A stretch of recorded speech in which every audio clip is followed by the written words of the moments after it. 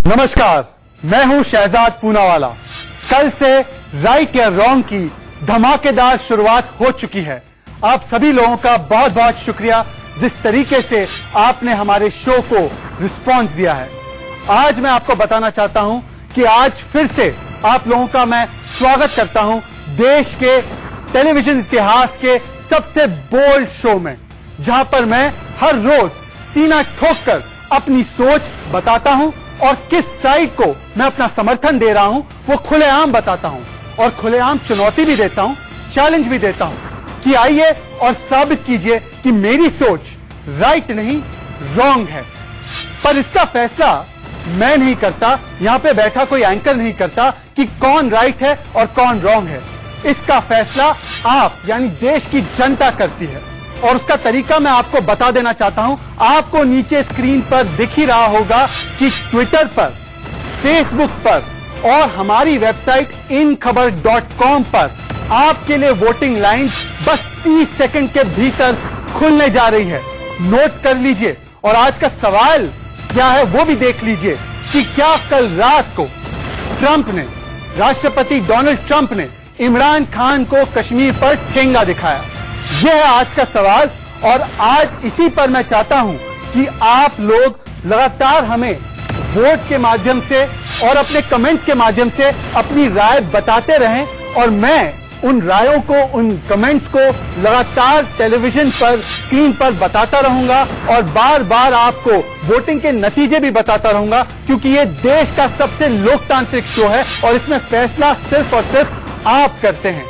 तो चलिए आज राइट या रॉन्ग का मुद्दा क्या है वो मैं आपको बताना चाहता हूं। वैसे जो 2 रात पहले हुआ ऐतिहासिक हाउडी मोदी इवेंट जो हुआ ह्यूस्टन में, उसके बाद दुनिया भर में तो हाउडी मोदी चल ही रहा है, पर पाकिस्तान में मोदी मोदी चल रहा है और इमरान खान और पाकिस्तान पूरी तरीके से बौखला गया है।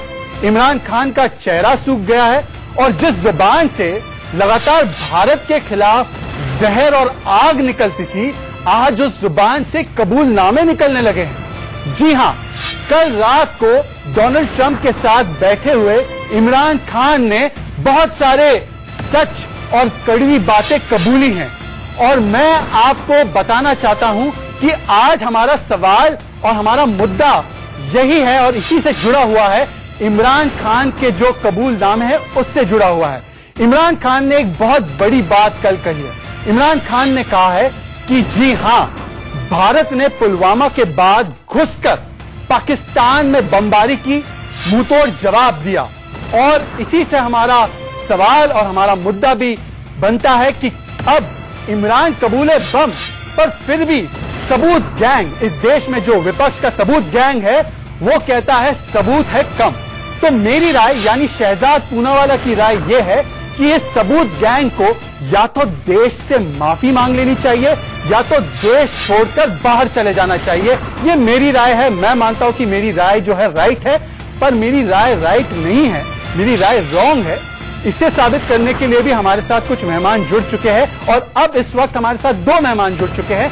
पहले जो सोचते होंगे कि मेरी राय राइट है, ऐसे मेहमान हमारे साथ जुड़ चुके हैं। उनका नाम है तारिक फतेह। तारिक फतेह को कोई इंट्रोडक्शन की जरूरत नहीं है, बहुत बड़े पत्रकार है और पाकिस्तान की सच्चाई से सबसे ज्यादा अगर कोई वाकिफ है तो वो है तारिक फतेह। और जाहिर सी बात है, मेरी बात को रॉन्ग साबित करने के लिए एक मेहमान हमारे साथ जुड़ चुके हैं। उनका नाम है शुभ्रांश राय।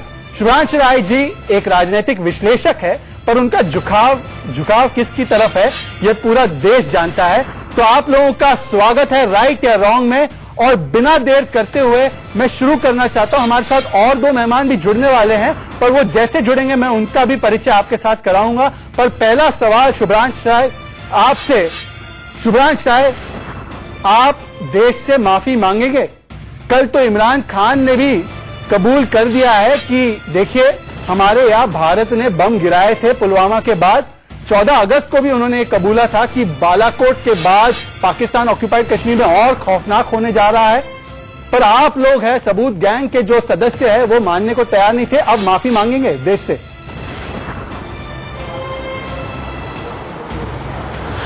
ऑक्यूपाइड कश्मीर में और खौफनाक होने जा रहा है। पर आप लोग हैं सबूत गैंग के जो सदस्य है वो मानने को तैयार नहीं थे, अब माफी मांगेंगे देश से।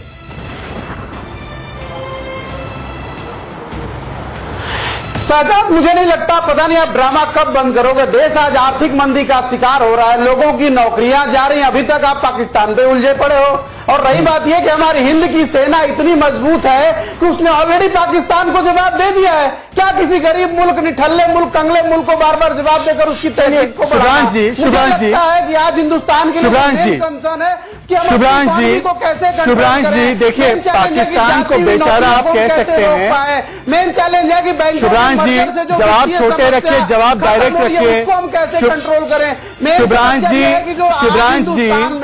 धर्म के नाम शुभ्रांश जी देखिए, पाकिस्तान को जवाब ना दे, पाकिस्तान को बेचारा आप कह सकते हैं, पर अगर राष्ट्रीय सुरक्षा के ऊपर हम लोग बातचीत नहीं करेंगे, राष्ट्रीय सुरक्षा सबसे अहम होती है, उसके बाद ही अर्थव्यवस्था आती है। बहरहाल मैं आपको पूछना चाहता हूं, क्योंकि आपने कहा कि पाकिस्तान, आपने कभी सबूत नहीं मांगा और आर्थिक मंदी पे बात होनी चाहिए, तो शशि थरूर ने अभी हाल ही में बयान दिया कि बालाकोट में कोई आतंकवादी नहीं मरा है, कोई सबूत नहीं है इसका। क्या शशि थरूर को माफी मांगनी चाहिए, कांग्रेस पार्टी को माफी मांगनी चाहिए? शुभ्रांश जी सवाल सुनिए। शुभ्रांश जी लगातार बोलने से कुछ हासिल नहीं होगा। शुभ्रांश जी सुनिए, मैं आपसे सीधा सीधा सवाल पूछ रहा हूं। शशि थरूर का 20 सितंबर का बयान है कि बालाकोट में कुछ नहीं हुआ, क्या उनको माफी मांग लेनी चाहिए इमरान खान के बयान के बाद? ऐसा करिए, आपके पास शशि थरूर का नंबर है, आप डायरेक्ट मिलाइए, पूछिए देश के आंतरिक मामलों शशि थरूर और कांग्रेस अगर उनमें हिम्मत होती डिबेट में आने के लिए, तो आपको उनके दलील समर्थक की तरह हमें बुलाना नहीं पड़ता। आपको हम कांग्रेस के समर्थक के रूप में इसलिए बुलाते हैं क्योंकि कांग्रेस किसी भी डिबेट शो में नहीं जाती है, वो सवालों के जवाब से बचती है। बहरहाल आप जवाब नहीं देना चाहते, आप सीधे सीधे कह देते। मेरे साथ और एक मेहमान जुड़ रहे हैं हमारे साथ, भारतीय जनता पार्टी के। शुभ्रांश जी 1 मिनट रुक जाइए। हमारे साथ भारतीय जनता पार्टी के राष्ट्रीय प्रवक्ता जफर इस्लाम जुड़ चुके हैं। तारिक फतेह साहब, मैं आपके पास आऊं उससे पहले मैं जफर इस्लाम के पास जाना चाहता हूं। जफर इस्लाम साहब, क्या जो अब तक सबूत मांग रहे थे वो लोग अब माफी मांगेंगे देश की सेना से, देश की वायुसेना से? देश की वायुसेना के अध्यक्ष ने कहा था कि बालाकोट में हमला हुआ था, देश के एयर चीफ वाइस मार्शल ने कहा था कि हमला हुआ था, हमारे पास तमाम सबूत थे, रेडार और सैटेलाइट इमेजेस थी, इसके बावजूद भी सबूत लोग करते रहे कि सिर्फ चील कौवे मरे हैं। क्या आज इमरान खान के बयान के बाद उन लोगों को देश से माफी मांगनी चाहिए? देखिए, मोटी चमड़ी वाले हैं, कांग्रेस के जो है मोटी चमड़ी वाले लोग हैं, ये झूठ फरेब को बार बार साथ लेते हैं, जब मौका जैसे मिलता है देश को हानि पहुंचाने का काम करते हैं। शिवराज सिंह जी उन्हीं के ब्रिगेड में जुड़ गए हैं और इस तरह की बात करते हैं जिससे जैसा कांग्रेस के अधिकृत प्रवक्ता जिस तरह से बात करते हैं वही। जफर साहब आपकी आवाज थोड़ी सी हमें क्लियरली नहीं आ पा रही है, हम इसको ठीक करके आपके पास फिर से पहुंचेंगे, पर मैं तारिक फतेह साहब को जोड़ना चाहूंगा। तारिक फतेह साहब, पाकिस्तान सवाल उठाता कि बालाकोट में कुछ नहीं हुआ है, यह पाकिस्तानी नैरेटिव होता तो समझ में भी आता है। पाकिस्तान तो खुद कबूल कर रहा है कि हां जैश ए मोहम्मद के कैंप पे हमला हुआ, हां हमारे यहां इन्होंने आतंकवादियों को मारा, हां इमरान खान कह रहे हैं कि देखिए अब पाकिस्तान ऑक्युपाइड कश्मीर में और खौफनाक होने वाला है, पर शुभ्रांश राय, शशि थरूर, कांग्रेस और सबूत गैंग भारत में यह मानने को तैयार नहीं है। वो उर्दू में कहते हैं दरगुजर करिए, माफ करिए, जाने दें, आगे बढ़ें। इंडिया जितना यूनाइटेड रहेगा, हिंदुस्तान की जो 2 मेन पार्टीज हैं उनको इस वक्त चाहिए कि अपना क्रिटिसिज्म एक दूसरे पे कम करके, जो दुनिया में इस वक्त हिंदुस्तान की इज्जत बढ़ी है, खासतौर पे अमेरिका में, यूरोप में, हर कोई कह रहा है कि ये हिंदुस्तान इज द फ्यूचर, यानी हर किस्म का धर्म, हर किस्म के लोग वहां रहने वाले, और हिंदुस्तान का जो दुश्मन है वो पाकिस्तान है, वो खुद अपनी क्या कहूं मैं, अपनी आखिरी हिचकियां ले रहा है। खत्म होने को पाकिस्तान है। अपनी आखिरी हिचकियां ले रहा है। पर शुभ्रांश जी, मुझे एक बात बताइए, सर्जिकल स्ट्राइक होता है, उसे सर्जिकल स्ट्राइक कहते हैं। चिदम्बरम से लेकर दिग्विजय सिंह सवाल उठा देते हैं उस पर, जबकि डीजीएमओ ने आकर कहा था, आर्मी के डीजीएमओ ने कहा था सर्जिकल स्ट्राइक हुआ था। अब बालाकोट में भी एयर चीफ मार्शल कहते हैं, बीएस धनोआ ने कहा, उसके अलावा बहुत सारे एयरफोर्स के ऑफिशियल्स ने कहा, फिर भी आप सबूत मांगते हैं। और जब आपसे कहा जाता है कि सबूत मांगने के लिए माफी मांगे, तौहीन करने के लिए माफी मांगे, तो आप कहते हैं कि नहीं, हम नहीं मांगेंगे। तो फिर आपको देश छोड़ के चला जाना चाहिए, अगर आपको देश की सेना पर भरोसा नहीं है, देश की वायु सेना पर भरोसा नहीं है। शहजाद जी, ऐसा सुनिए, एक हो गया, ऐसा है कि हर सुबह जब आप नींद खुलती है और अखबार खोलते हैं ना, तो पहले अखबारों में नौकरी का विज्ञापन होता था, आज कंपनियों के बंद होने का विज्ञापन है, उनके प्लांट के बंद होने का विज्ञापन है। कहां अभी आप फंसे हुए हैं? अरे अपना ध्यान अब निकालिए, युवा रोजगार पाएगा तो ही आर्थिक शक्ति बन पाएगा हिंदुस्तान। आतंकवाद की गोलियों का शिकार नहीं होगा तभी तो यहाँ पे अर्थव्यवस्था चलेगी ना सर। तो इसका मतलब ये है कि क्योंकि अनएम्प्लॉयमेंट है, इसका मतलब यह है कि हमें राष्ट्रीय सुरक्षा को ताक पर रख देना चाहिए। जफर इस्लाम जी, पाकिस्तान को छूट देते, मतलब नहीं, आपका कहने का मतलब यह है कि अनएम्प्लॉयमेंट है देश में तो पाकिस्तान को छूट देते। हमें पता है शुभ्रांश जी, हमें पता है 26/11 के बाद फली मेजर जो उस समय के एयर चीफ मार्शल थे, उन्होंने कहा था कि हमारे पास हमला करने का पूरा मौका है, हमारे पास एविडेंस है, कैंप है, हमला कीजिए। मनमोहन सिंह नौकरियां देते रहे शायद, पर उन्होंने कभी आतंकवाद से निपटारा नहीं किया। तो सही, थोड़ा सुनिए तो सही। शुभ्रांश जी, मुझे एक बात बताइए, सुनिए मेरी बात सुनिए, शुभ्रांश जी सुनिए, सुन लीजिए, सुनिए, मैं सुनूंगा आपकी बात, पर आप जवाब नहीं दे रहे, आप गोल गोल घुमा रहे हैं, बार बार नौकरियों का हवाला दे रहे हैं।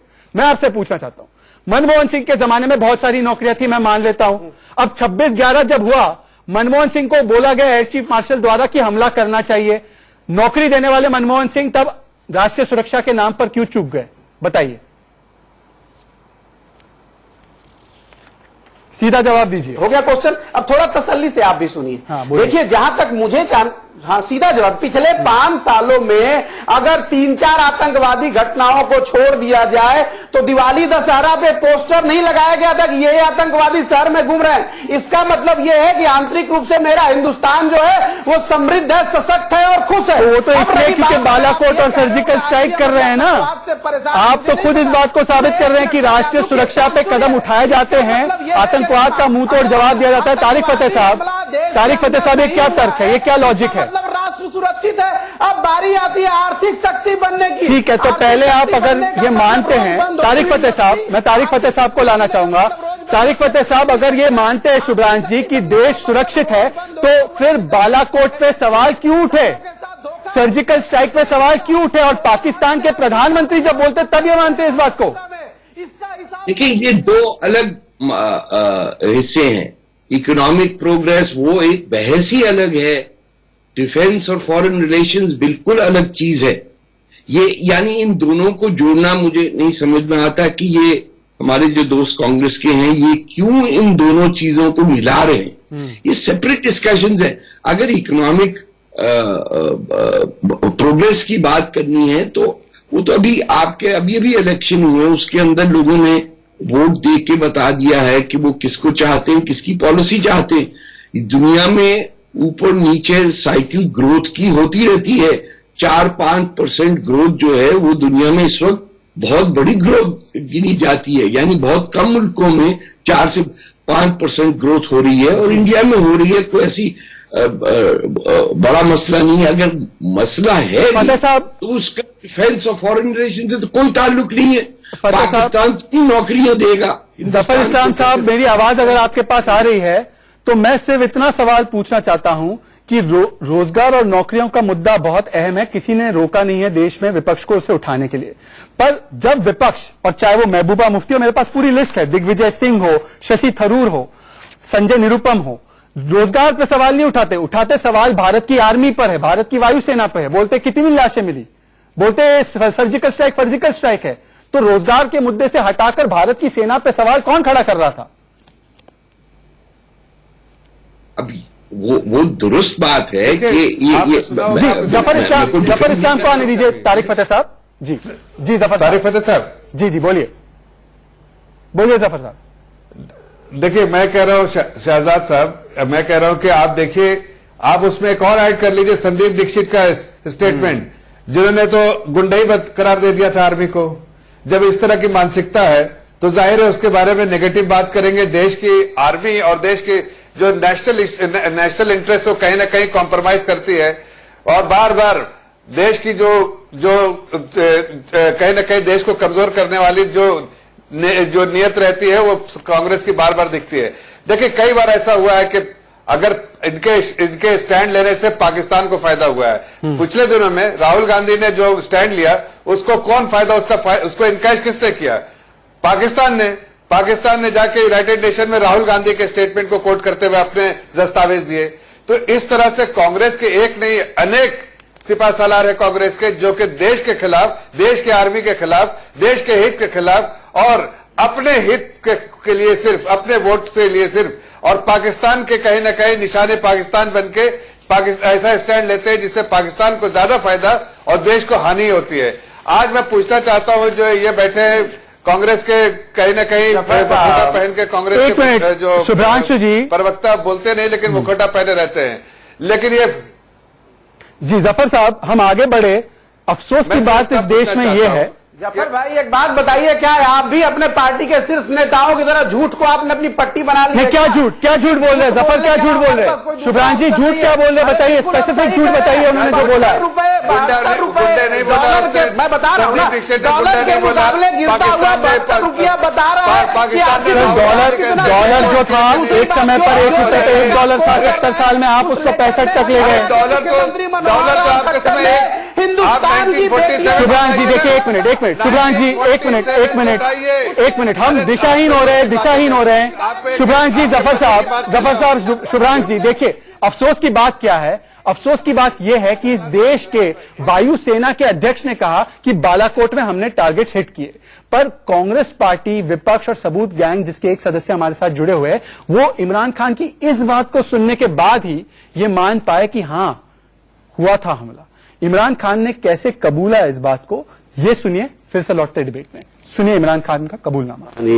The Pakistani army, ISI, trained Al-Qaeda and all these groups to fight in Afghanistan.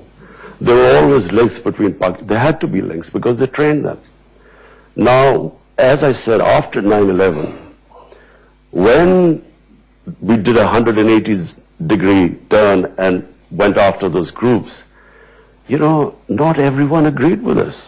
But in the army, people didn't agree with us. We talk about the militant groups. They still have about 30 to 40,000 armed people who have been trained and in some sort of a theater who fought either in Afghanistan, maybe in Kashmir. We had created these jihadi groups in the 80s. Here in the 80s, we were training these mujahideen people to do jihad against the Soviets when they occupied Afghanistan. So these people were trained by Pakistan, funded by the American CIA. सफर साहब, पाकिस्तान आतंक का अब्बा है, आतंक की जननी है, ये तो इमरान खान ने खुद मान लिया। अब मैं आपको बताना चाहता हूं कि ये सबूत गैंग के लोग जब सत्ता में थे तो आरटीआई दिखाती है कि उन्होंने एक भी सर्जिकल स्ट्राइक नहीं किया। अब मुझे शुभ्रांश जी ये समझा दे कि अगर अर्थव्यवस्था तो बहुत अच्छी थी, राष्ट्रीय सुरक्षा को ताक पे क्यों रखा? जफर साहब आप इसका जवाब दीजिए। और शुभ्रांश जी ये बताइए कि क्योंकि आपने निर्णायक लड़ाई नहीं लड़ी आतंकवाद के खिलाफ, कहीं ना कहीं इसीलिए हर तीसरे हफ्ते एक बड़ा हमला होता था। जफर साहब आप पहले। देखिए, मैं तो बार बार कहता हूं, आज पहली बार नहीं कह रहा हूं, कि देश की सुरक्षा से खिलवाड़ करने का जो काम कांग्रेस ने किया वो एक बार नहीं अनेक बार किया है। और कहीं ना कहीं हर बार उन्होंने कोशिश की कि आर्मी को कमजोर करने की उनकी मंशा रही है और उसी दिशा में उन्होंने काम किया है। पिछले दिनों में देखिए, जब आर्मी सर्जिकल स्ट्राइक करके पूरे हिंदुस्तान में आर्मी के वाहवाही हो रही थी, ऐसे में आप स्टेटमेंट जो है वो सिर्फ कांग्रेस पार्टी के स्टेटमेंट रहे जो कहीं ना कहीं कमजोर करती है और मनोबल गिराती है। मैं आज उनको बताना चाहता हूं कि पहली बार इस देश ने देखा है कि ऐसा प्रधानमंत्री, एक ऐसी लीडरशिप जिसकी इच्छा शक्ति है कि देश के बाहर रहने वाले भी जो हमारे देश के खिलाफ नापाक आंखें उठाते हैं, उनकी आंखों को कैसे बाहर निकालना है उसकी इच्छा शक्ति रखते हैं। हमने एक बार नहीं अनेक बार दिखाया है। और आगे आप देखिए जिस तरह से आर्मी चीफ ने कल स्टेटमेंट दिया है कि अब हमें पीओके के बालाकोट के बियॉन्ड जाना पड़ेगा। तो आप ये मान के रखिए कि जो हमने देखा है, आज कोशिश है हमारी ये है कि जो हमारे भाई बहन, कश्मीरी भाई बहन जो वहां फंसे हुए हैं और जो हमारा कश्मीर का एरिया कब्जा करके पाकिस्तान रखा है, उसको लेके आना है। दिक्कत की बात सिर्फ इतनी है कि हमारे देश में ही के रखिए कि जो हमने देखा है, आज कोशिश है हमारी ये है कि जो हमारे भाई बहन, कश्मीरी भाई बहन जो वहां फंसे हुए हैं और जो हमारा कश्मीर का एरिया कब्जा करके पाकिस्तान रखा है, उसको लेके आना है। दिक्कत की बात सिर्फ इतनी है कि हमारे देश में ही कुछ देश के अंदर ऐसे लोग बैठे हैं जो देश के हित को कमजोर करते हैं और कहीं उससे कॉम्प्रोमाइज करते हैं। वो है कांग्रेस, उसका सरगना जो है सब कांग्रेस से बैठे हैं। आज देखिए जिस तरह के स्टेटमेंट आते हैं आर्मी के खिलाफ, देश के खिलाफ, वो सिर्फ कांग्रेस पार्टी से ही आते हैं। आखिर ऐसा क्यों? इसलिए कि उसकी वजह यह है कि उनको ऐसा लगता है कि आज जिस तरह से देश चल रहा है वो बिल्कुल नेशनलिज्म और नेशनलिस्ट फीलिंग जो है शुभ्रांश जी, सच है ना ये बात? तो शुभ्रांश जी, ये फीलिंग कभी air chief marshal BS Dhanoa ने कहा हमने टारगेट हिट किए, air vice marshal RG K Kapoor ने कहा हमने टारगेट हिट किए, एनटीआरओ की रिपोर्ट आई कि 300 आतंकवादियों के फोन थे वो बंद हो गए, पर आपने तभी नहीं माना इस बात को। माना तो जब आपके कैप्टन इमरान खान ने कहा कल कि देखिए इन्होंने तो बम गिरा दिया हम पे। सुनिए एक बार आपके कैप्टन ने क्या कहा और फिर बताइए कि आप बैटिंग उनकी टीम के लिए क्यों करते हैं। Then, of course, Pulwama happened, where this Kashmiri boy blew himself on an Indian convoy. Immediately, we were blamed. I went on air. I said, "Look, you give us any indication that a Pakistani was involved, we'll take action." They bombed us. The jets came and they bombed. The jets came and they bombed us. Shubhransh जी, अब तो मान लीजिए, आप क्यों नहीं मान रहे थे अब तक, पर अब मान लीजिए और अब बताइए कि क्या सबूत मांगने वालों को देश से माफी मांगनी चाहिए? तुरंत इसका जवाब दीजिए। आर्मी पे सवाल उठाए, वायुसेना पे उठाया। देश को आर्थिक दिवालियापन देने का काम जो नोटबंदी और जीएसटी के रूप में भारतीय जनता पार्टी ने किया है, उसको इतिहास का भी नहीं माफ करेगा। अरे भैया, भारतीय जनता आपके पास जवाब, सर आपके लोग हंस रहे हैं। जफर साहब, इनको समझाइए कि क्या भारत की सेना का सर्टिफिकेट मिल गया है? क्या इनको तौहीन करने की सर्टिफिकेट मिल गई है? इनको क्या आजादी मिल चुकी है कि भारत की सेना पे सवाल उठाएंगे, वायुसेना पे सवाल उठाएंगे? उसने पाकिस्तान को टुकड़े में काट दिया था। जफर साहब जवाब दीजिए। जफर साहब तुरंत जवाब दीजिए। देश अमन चैन से जी रहा है। शुभ्रांश जी सुन लीजिए, जफर साहब जवाब देंगे। आज कांग्रेस क्या कर रही है, आज कांग्रेस की और आज की लीडरशिप क्या कर रही है, वो उस पूरे दुनिया को मालूम है, देश की हर जनता जान रही है।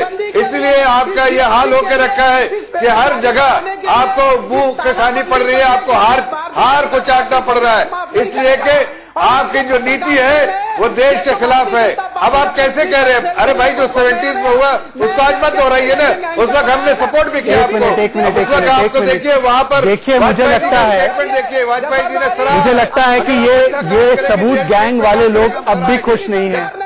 ये कल तक सबूत मांग रहे थे, सबूत मिल गया तब भी सबूत मांग रहे थे। आज उनके खुद के कैप्टन ने भी बोल दिया है कि हाँ ऐसा हुआ था, तो अब भी मानने को तैयार नहीं है। इनसे जवाब तो मिलना या माफी मिलना मुझे लगता है नामुमकिन है, पर हमें चलना होगा अपने अगले राउंड की ओर। और अगला राउंड बड़ा दिलचस्प है। आपने कल देखा होगा कि किस तरीके से डोनाल्ड ट्रंप ने पाकिस्तान के भाड़े के जो पत्रकार है और उनके भाड़े के जो सवाल है उसका किस तरीके से खुलेआम प्रेस कॉन्फ्रेंस में मजाक उड़ाया। देखिए, पत्रकार के नाम पर प्रोपेगेंडा करने वाले प्रवक्ता भेजता है पाकिस्तान। आप पहले देख लीजिए, समझ लीजिए और फिर उसके बाद लौटते debate. You are asking both the parties to accept and agree. One is aggressor, violator of the UN resolutions, and plus non-compliant, plus merging Kashmir into its own territory. This is the kind of reporter I like this reporter. And how can Are you a member of this team or are you? I'm not a member of this team. You know what? You're saying what you think. That's a complicated question. No, but I have to be requested. How can you make इसके बाद Donald Trump ने यह भी कहा कि कहां से ले आते इमरान साहब आप ऐसे पत्रकार, ये आपकी टीम के सदस्य है। मैं तारिक फतेह साहब आपके पास आना चाहूंगा क्योंकि आप पत्रकार भी रहे हैं, आपने देखा भी होगा कल रात को और ये वीडियो वायरल भी हो रहा है और आप मुस्कुरा भी रहे हैं। आप मुझे बता सकते हैं कि पाकिस्तान में पत्रकारिता चलती है या सरकार के प्रवक्ता बन के वो वहां पे स्टेटमेंट करने जाते हैं? डोनाल्ड ट्रंप मजाक उड़ा रहा है। जो रिपोर्टर हैं या जर्नलिस्ट हैं वो तो जेलों में बंद हैं या मुल्क से निकाले जा चुके हैं, अब बाकी क्या बचेगा? तो ये वो पीआईडी, पता नहीं हिंदुस्तान में भी पीआईडी होती है, प्रेस इंफॉर्मेशन डिपार्टमेंट, ये उनके एम्प्लॉइज हैं। ये जिस तरह पाकिस्तान फौज के जनरल ट्रिप लगाते हैं कि भाई चलो इमरान खान जा रहे हैं, हम भी जाएंगे जहाज भर के, और अब की बार तो आपने देखा कि बेचारे इमरान खान के पास जहाज नहीं था, उसने सऊदी अरेबिया के क्राउन प्रिंस से कहा कि भाई मेरे पास टिकट के पैसे नहीं है, तो जहाज जो था वो सऊदी अरेबिया का लेके आया। साहब, मैं आपको बताना चाहता हूं कि हमारे यहां पे जो प्रेस इंफॉर्मेशन ब्यूरो है उसके भी जो पत्रकार एफिलिएटेड होते हैं, उसका मतलब ये नहीं होता कि वो सरकारी पत्रकार है, वो बड़े निष्ठा से और अपनी ऑटोनॉमी और इंडिपेंडेंस के साथ, आप देखते ही हैं यहां का मीडिया, वो सवाल पूछते हैं। पर मेरा सवाल आपसे यह है कि नजम सेठी ने भी हाल ही में एक बयान दिया था कि सबसे बुरा दौर चल रहा है बोलने की और पत्रकारिता की आजादी को लेकर पाकिस्तान में। मैं आपसे पूछना चाहता हूं, हमारे साथ एक पाकिस्तान गेस्ट पत्रकार भी जुड़ने वाले थे, शायद पता नहीं उनको परमिशन, जुड़े नहीं है, हो सकता है कि उनको वहां पे बंद ना कर दिया हो, मेरी ये दुआ है और शो के दौरान वो जुड़ जाए। पर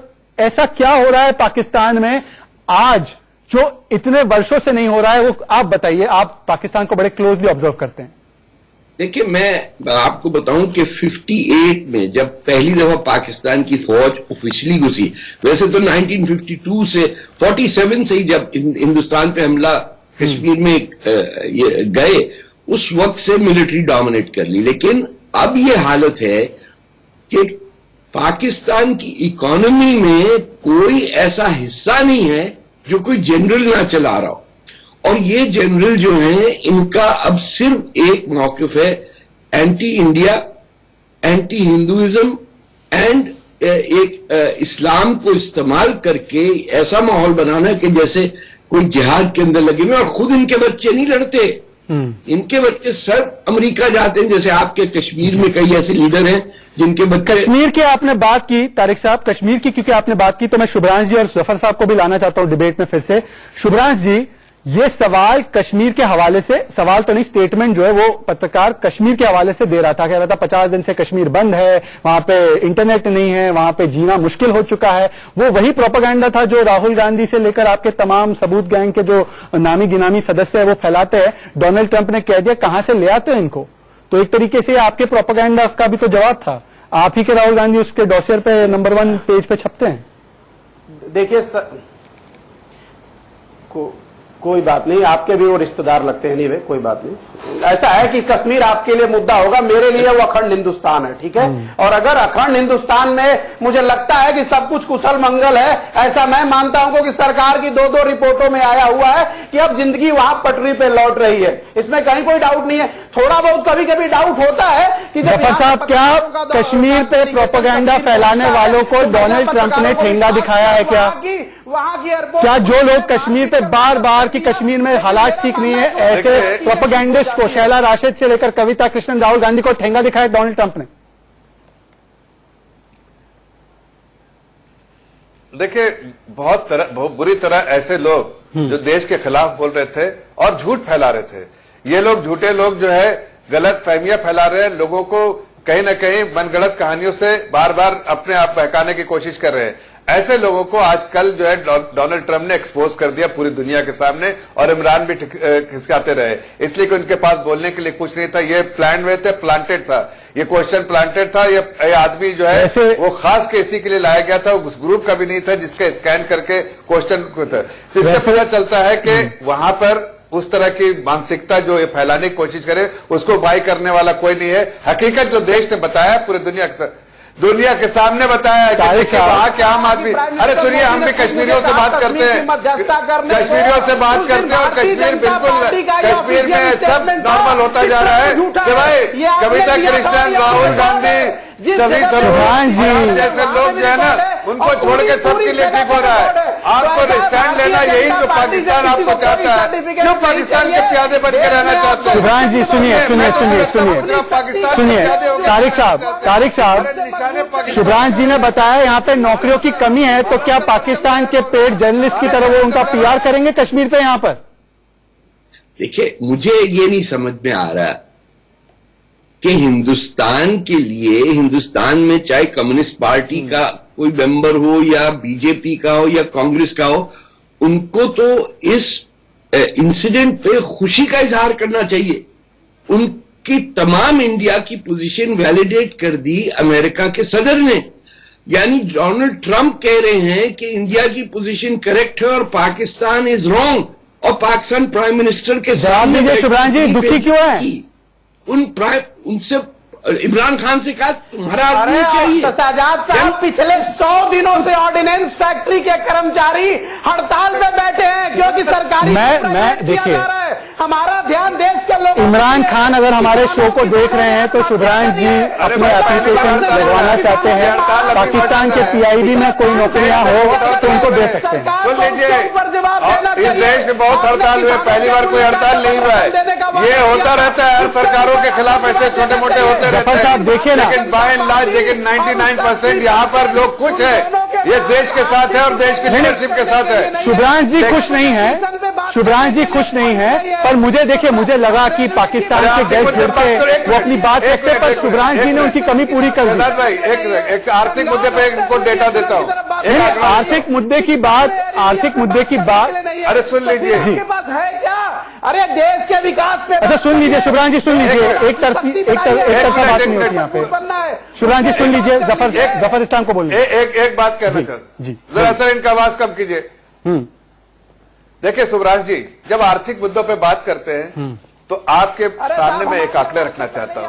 आपको आपका अगर आप वाकई देश प्रेमी, सुन लीजिए, वाकई देश प्रेमी है ना, तो शर्म से आपका शर्मसार हो जाएंगे ये आंकड़े सुनने के बाद। देखिए पूरी दुनिया की जो इकोनॉमी है ना, 75 बिलियन, जब से हमारी सरकार आई उस वक्त 75 बिलियन थी पूरी दुनिया का जीडीपी, आज 80 बिलियन के तौर पे है। उस बीच में हमारी जो है 80 ट्रिलियन सॉरी, और हमारी इकोनॉमी जो है वो बढ़ के 1.5 ट्रिलियन से ज्यादा बढ़ी है, एक 1.68 ट्रिलियन से। अब आप परसेंटेज निकालिए, लगभग 17, 18, 19% जो है पूरे दुनिया की जीडीपी में कंट्रीब्यूशन पिछले 5 सालों में हमने दिया है। उसके बावजूद आप इस तरह की छोटी ओछी बात कर रहे हैं देश के बारे में। अरे देश के लीडरशिप ने ऐसा किया है जिसको पूरे दुनिया देख रहा है, पूरे दुनिया देख रहा है, और आप अपनी छोटी राजनीति के लिए, ओछी राजनीति के लिए देश का नाम खराब करना चाहते हैं, देश का नाम खराब करना चाहते हैं। कम से कम ऐसी मानसिकता। देखिए हम राइट की ओर जाना चाह रहे हैं, आप डिबेट को लेफ्ट की ओर ले जा रहे हैं। शुभ्रांश जी, मैं आपसे सीधा सवाल पूछता हूं, आपके तमाम सवाल अर्थव्यवस्था पे जायज है और उस पर भी हम कसीदन चर्चा करेंगे। जब अर्थव्यवस्था पे बात होती है तो आप कहते हैं पाकिस्तान को मुंह तोड़ जवाब क्यों नहीं दिया। जब पाकिस्तान को पूरे देश और दुनिया में हम लोग बेनकाब कर रहे हैं तो आप कह रहे हैं अर्थव्यवस्था पे चर्चा क्यों नहीं कर रहे। तो मोदी करे तो क्या करे?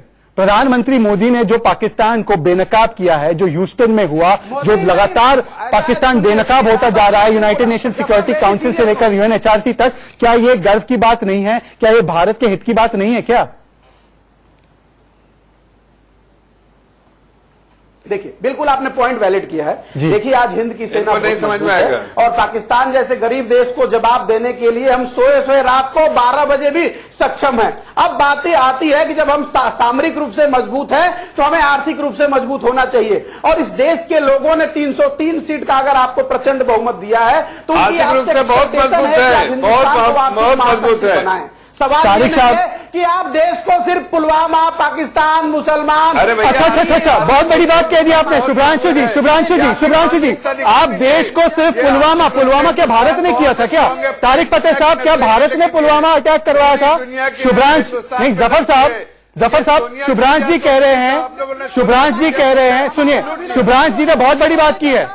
शुभ्रांश जी ने कहा कि कभी पुलवामा कभी बालाकोट, तो क्या भारत ने पुलवामा कराया है? क्योंकि रणदीप सुरजेवाला ने भी यह बयान दिया था कि Pulwama home grown terrorist attack था। आर्थिक शक्ति पे नहीं, हम सुनाना चाहते हैं कि कई लोगों ने आपत्ति उठाई थी, कई लोगों ने बोला था पुलवामा चुनावों की वजह से हुआ, ममता बनर्जी से लेकर रणदीप सुरजेवाला तक इन्होंने जोड़ा था। और अभी हमारे शो पर शुभ्रांश जी ने भी एक तरीके से आरोप लगाया कि पुलवामा कराया जाता है देश का ध्यान भटकाने के लिए। सुनिए इन बातों को और फिर जवाब लेते शुभ्रांशु जी से और तारिक फतेह से।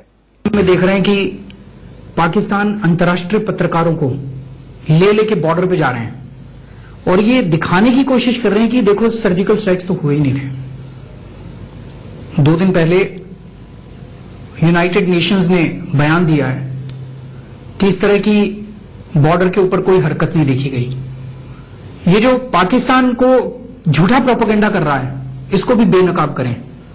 ये जो पाकिस्तान अंतर्राष्ट्रीय स्तर के ऊपर भारत को झूठा बदनाम करने की कोशिश कर रहा है, इसको भी बेनकाब करें। बिन लादेन के बारे में पूरे विश्व को दिया, उस तरह का प्रमाण हमको भी देना चाहिए कि बालाकोट से कुछ मतलब कोई आतंकवादी को नहीं मारा, कि जो अंतर्राष्ट्रीय माध्यम देखे हैं, जो तस्वीरें वो लोग पब्लिश किए हैं, कहते हैं कि कुछ पेड़ों को से मारा। बालाकोट से कुछ मतलब कोई आतंकवादी को नहीं मारा, कि जो अंतर्राष्ट्रीय माध्यम देखे हैं, जो तस्वीरें वो लोग पब्लिश किए हैं, कहते हैं कि कुछ पेड़ों को से मारा। सबूत तो हमारे पास नहीं है, उनके पास भी नहीं है, सरकार के पास भी नहीं है। अगर सरकार कहते हैं कि बहुत इफेक्टिव रेड था और आतंकवादियों सब उसमें से हार गए या बहुत मतलब आतंकवादियों को देहांत हो गया, तो उनकी तरफ से भी कुछ सबूत दिखा सकते हैं। तारिक फतेह साहब, दिग्विजय सिंह ने सर्जिकल स्ट्राइक बालाकोट पे सवाल उठाया, शशि थरूर ने बालाकोट पे सवाल उठाया, शुभ्रांशु जी ने कहा पुलवामा तो हमने ही करवाया चुनावों से और बाकी चीजों से डिस्ट्रैक्ट करने के लिए। ममता बनर्जी ने भी ये कहा था। 26/11 का भी आरोप आरएसएस पे लगा रहे थे। ये लोग सबूत गैंग के लोग पाकिस्तान के साथ है या भारत के साथ है? तारिक फतेह साहब, फिर शुभ्रांशु जी आप जवाब दें। तारिक फतेह को बोलने दीजिए। शुभ्रांशु जी, शुभ्रांशु जी, पाकिस्तान को एक्सपोज करने वालों को भी तो बोलने दीजिए। तुमने गलत नाम लेकर मेरा, चलिए आप उसको अपने वक्त में बोलना। तारिक फतेह साहब, देखिए, अगर आप पाकिस्तान के पॉइंट ऑफ व्यू से देख रहे हैं तो ये तो मुफ्त की हलवा रोटी मिल रही है पाकिस्तान के प्रोपेगेंडिस्ट को, कि इतने समझदार सियासतदान, मैं बड़ी इज्जत करता हूं शशि थरूर की, आपके जो दिल्ली के भी चीफ मिनिस्टर हैं, ये बड़े सॉलिड पॉलिटिशियंस हैं, लेकिन ये लोग ऐसा लगता है भूल जाते हैं कि इनके मुंह से जो अल्फाज निकलते हैं वो इनके दुश्मन के काम आते हैं। हम बैठे हुए यहाँ कनाडा में, ये यूनाइटेड स्टेट्स में, जब बाहर से हम देखते हैं ये सारा सीन, तो ऐसा लगता है कि हिंदुस्तान के कुछ पॉलिटिशियंस, कुछ पत्रकार ये भूल जाते हैं कि उनकी प्रोग्रेस के दुश्मन कौन है। अगर दुश्मन का हाथ आप क्यों स्ट्रेंथन कर रहे हैं, और ये किसी सूरत मेरे ख्याल है इनको इस आखिर सब पेट्रियाटिक हिंदुस्तानी है, ये सोचना होगा कि इस वक्त हिंदुस्तान तारीख के उस लम्हे पे बैठा है जो उसका तारीखी रोल है, जो पूरी दुनिया को एक सिविलाइजेशन दी थी जिसने आज से 5000 साल पहले, आज वो फिर उस इब्तिदा पे खड़ा है कि एक ऐसे मुल्क में जहां दुनिया का, एक मैं मुसलमानों की बात बताऊं, वाहिद मुल्क है जहां मुसलमान वोट दे सकता है। अब मुझे बताइए कहां पे, यहां ज़ोरास्ट्रियन रहते हैं, यहां मणिपुर के लोग रहते हैं, या तामिल हैं, या 26 ज़बानें हैं, ये बड़ा मुश्किल है एक मुल्क को चलाना, और वो मुल्क चल रहा है। और इस वक्त आपके पास एक प्राइम मिनिस्टर है जिसको सारी दुनिया एक्सेप्ट कर रही है कि he is a leader with a vision. हम पे भी क्रिटिसिज्म होता है कि आप मोदी साहब को क्यों सपोर्ट कर रहे हैं, आप तो लेफ्ट से। अरे भाई, ये लेफ्ट राइट का इशू नहीं है, बिल्कुल, ये पाकिस्तान की इंटरनेशनल टेररिज्म और हिंदुस्तान वाहिद मुल्क जो उसका जवाब दे सकता है। बहुत सही बात कही है आपने। मैं कहूंगा कि आपने राइट बात कही है, पर एक और बात है जो चुप्पी है, और यही हमारा तीसरा राउंड का मुद्दा है कि देखिए, पाकिस्तान बार बार गिड़गिड़ा रहा है, नाक रगड़ रहा है और भीख मांग रहा है डोनाल्ड ट्रंप से कि आप आइए मध्यस्थता कीजिए। हालांकि शिमला एग्रीमेंट के तहत इस इशू को इंटरनेशनलाइज नहीं किया जा सकता, ये बायलैटरल मामला है, ये खुद उसने दस्तखत किया है, पर वो बार बार जाकर ट्रंप के पास गिड़गिड़ाता है। कल ट्रंप ने बता दिया कि देखिए, आप हमारे पास मध्यस्थता के पास के लिए आओगे तो मोदी बाबा के पास चले जाइए, वो कहेंगे तो हम देखेंगे, वरना हम नहीं कर सकते। और मोदी ने खुद G7 के दौरान बड़े खुले तरीके से डोनाल्ड ट्रंप के सामने कह दिया था कि हम किसी और मुल्क को कष्ट नहीं देना चाहते, तीसरे मुल्क को कष्ट नहीं देना चाहते। पर दिक्कत की बात यह है कि जब डोनाल्ड ट्रंप भी कह रहा है कि मध्यस्थता के लिए मैं तब तक तैयार नहीं हो सकता जब तक भारत तैयार ना हो, और भारत तैयार नहीं है, यहां पे वही सबूत गैंग जिसके सदस्य हमारे साथ है, वो कहते हैं कि देखिए, भारत की फॉरेन पॉलिसी के साथ खिलवाड़ हुआ है। शुभ्रांश जी, मैं आ रहा हूं आपके पास, पर पहले सुनिए डोनाल्ड ट्रंप ने किस तरीके से बता दिया कि बड़ा अग्रेसिव है इंडिया और आप ही निपट लीजिए। हम आपको सुनाएंगे कि किस तरीके से उन्होंने दो टूक कह दिया कि बड़ा अग्रेसिव है इंडिया, और हम ये भी आपको सुनाएंगे कि किस तरीके से मोदी ने thank you but no thanks कह दिया था G7 के समिट के दौरान। पर शुभ्रांश जी, आप ही उन लोगों में से एक थे जिन्होंने बार बार ये सवाल उठाए थे, कांग्रेस पार्टी ने भी सवाल उठाए थे कि देखिए आप हमारी फॉरेन पॉलिसी के साथ समझौता कर रहे हैं, आप क्यों जा रहे हैं मध्यस्थता करवाने के लिए। डोनाल्ड ट्रंप ने तो फिर से साफ कर दिया कि मोदी की तरफ से हामी नहीं है।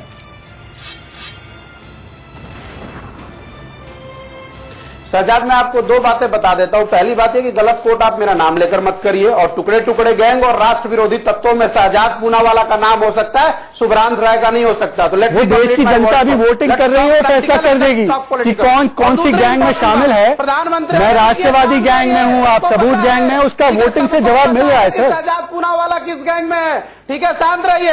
अब बात, मैं आर्मी को बदनाम न करने वाली गैंग में हूं, मैं आर्मी से सबूत ना पूछने वाली गैंग में हूं, मैं इंडिया के हितों को आगे रखने वाली गैंग में हूं, पर मैं पाकिस्तान के प्रोपेगेंडा को आगे करने वाली गैंग में नहीं हूं। बहरहाल आप मुझे इसका जवाब दीजिए। इस तरह से सर, देश को आर्थिक दिवालियापन देने का सर, आप आर्थिक दिवालियापन, मुझे लगता है आपके पास आज पॉइंट का दिवालियापन है, आपके पास कोई तैयारी करके नहीं आए थे, इसलिए आप बार बार इसी मुद्दे पर जा रहे हैं। जफर साहब, सिंपल सवाल है। कांग्रेस पार्टी ने, सुनिए, मैं जफर साहब को लाना चाहता हूं। जफर साहब, कांग्रेस पार्टी ने कहा था कि देखिए आपने समझौता कर दिया, जो बायलैटरल मामला है उसको आपने मध्यस्थता की ओर ले गए, आपने गलत किया देश के साथ। हालांकि असल में इसको इंटरनेशनलाइज करने वाले सिर्फ पाकिस्तान और अधीर रंजन चौधरी थे, पार्लियामेंट में उन्होंने इंटरनेशनलाइज किया था। देखिए, वो तो पूरे देश को और भारत को मालूम है जिस तरह के स्टेटमेंट उनके जो कांग्रेस पार्टी के अधीर रंजन जी थे और जिस तरह के फ्लोर ऑफ द पार्लियामेंट में दिया, उस पर शर्मसार होना चाहिए पूरे कांग्रेस को। और मेरे ख्याल से देश उनकी तरफ देख रही है, कम से कम देश की जनता से माफी तो मांगे, कम से कम सोनिया गांधी और राहुल गांधी, अब तक उन्होंने माफी नहीं मांगी। लेकिन मैं एक दूसरी बात कहना चाहता हूं कि प्रधानमंत्री में वो क्षमता है, वो इच्छा शक्ति है, वो लीडरशिप क्वालिटी है, वो स्टेट्समैनशिप है, वो ग्लोबल प्लेटफॉर्म पे बोलने की आजादी उन्होंने अपने ली है कि उन्होंने डोनाल्ड ट्रंप के सामने कहा मुझे कोई मध्यस्थता नहीं चाहिए। ये हिम्मत होना चाहिए, ये बात सही है लीडर को। जो जफर साहब, हम आगे बढ़े, इससे पहले हम आगे बढ़े, मैं आपके पास फिर से लौटता हूं। मैं देश की जनता को सुनाना चाहता हूं जिस बात का आपने जिक्र किया, शायद इसी दो टूक जवाब की वजह से प्रधानमंत्री ने दो टूक कह दिया था कि हमें किसी के कष्ट लेने की जरूरत नहीं है। शायद इसीलिए कल रात को ट्रंप ने एक तरीके से पल्ला झाड़ते हुए इमरान खान को कहा कि भाई इंडिया बड़ा अग्रेसिव है, मुझे मत घसीटो, भारत से पूछ लो। सुनिए मोदी जी ने ट्रंप को क्या कहा था। Mr. Modi, would you like to have President Trump be involved in negotiating between Pakistan and India? Bharat और पाकिस्तान के सारे इश्यूज बायलैटरल है और इसलिए हम दुनिया के किसी भी देश को इनके लिए कष्ट नहीं देते हैं। और मुझे विश्वास है कि भारत और पाकिस्तान जो 1947 के पहले एक ही थे, हम मिलजुल करके हमारी समस्याओं पर चर्चा भी कर सकते हैं और समाधान भी कर सकते हैं। ज्यादा लोग डोनाल्ड ट्रंप के सामने इतनी साफ गोई से बात नहीं रख सकते, प्रधानमंत्री ने रखी। हम लेंगे एक छोटा सा ब्रेक, पर लौट के जरूर आइएगा क्योंकि ब्रेक के बाद आपको दिखाएंगे कि देश की जनता आज के मुद्दों पर क्या सोचती है और कुछ खबरें भी आप देखिए। और हम आगे बढ़े उससे पहले आपको आज की वोटिंग के नतीजे दिखा देते हैं। 94 मतलब 94% लोगों को ये लगा है कि जो राय मैं रखता हूं, जो राय शुभ्रांशु राय नहीं रखते हैं, वो राइट है और शुभ्रांश राय की राय रॉन्ग है। शुभ्रांश जी, देश की जनता खुलेआम कह रही है कि सबूत गैंग 94% लोगों को ये लगा है कि जो राय मैं रखता हूं, जो राय शुभ्रांशु राय नहीं रखते हैं, वो राइट है और शुभ्रांश राय की राय रॉन्ग है। शुभ्रांश जी, देश की जनता खुलेआम कह रही है कि सबूत गैंग को माफी मांग लेनी चाहिए या देश छोड़ के चले जाना चाहिए। आपकी टिप्पणी संक्षेप में। चलिए, नहीं देखिए, ये बिल्कुल अच्छी बात है। कम से कम आपने जो राय रखी या जो आपने आगे डाला वो अच्छी बात है। देश जनता जनार्दन है, वो सब कुछ जानती है। जनता जनार्दन है, ये लोकतंत्र है और लोकतंत्र में आपको अधिकार है कि आप सत्ताधारी पार्टी का विरोध करें, आपको ये अधिकार है कि आप नरेंद्र मोदी का विरोध करें, पर नरेंद्र मोदी का विरोध करते करते देश की सेना का, देश के संवैधानिक संस्थाओं का और देश का विरोध करने का अधिकार और पाकिस्तान के साथ खड़े रहने का अधिकार ये किसी को भी नहीं है। आप सभी मेहमान मेरे साथ आज जुड़े, आपका बहुत बहुत शुक्रिया। जफर इस्लाम साहब आपका, शुभ्रांश शाह आपका और तारिक फतेह साहब खासकर आपका बहुत बहुत शुक्रिया। देखते रहिए, कल फिर से एक बार हम जुड़ेंगे शाम को 4:55 पर इंडिया न्यूज पर, राइट या रॉन्ग पर, एक अगले और बहुत ही धमाकेदार सुलगते हुए सवाल के साथ। तब तक के लिए जय हिंद, जय भारत।